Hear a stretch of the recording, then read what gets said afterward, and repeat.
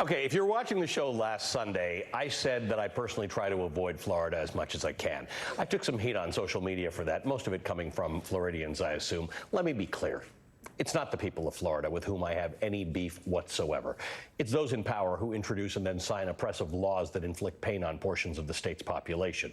You've got a governor who shot from absolute obscurity to popularity, riling up voters using the same tricks as Donald Trump. And now Ron DeSantis is running against Trump in 2024 on a record of turning his own state into a Trumpian dystopia.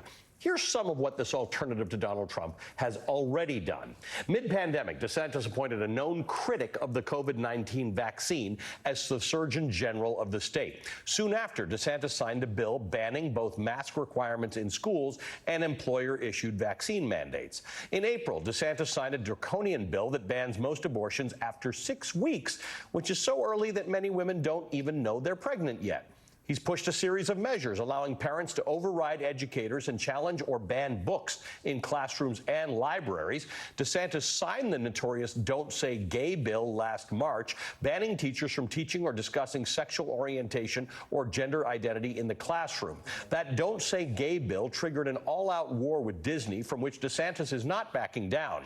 Disney's already pulled the plug on a $1 billion project that would have created 2,000 more jobs for the state.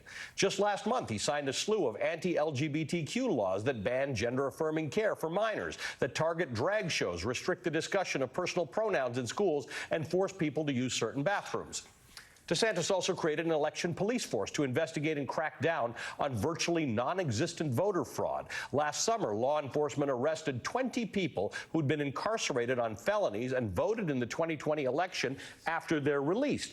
These people had filled out voter registration forms that were approved by the state and received voter identification cards from the state.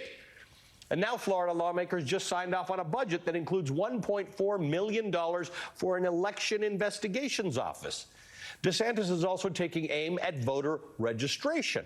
He just signed off on unnecessary restrictions on community organizations that engage in voter registration drives, making it harder for these groups to help people register to vote. Why would you do such a thing?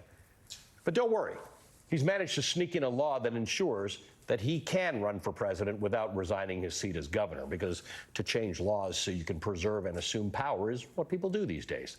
And a new sweeping immigration overhaul limits social services for undocumented immigrants in Florida. It invalidates driver's licenses issued to undocumented people by other states.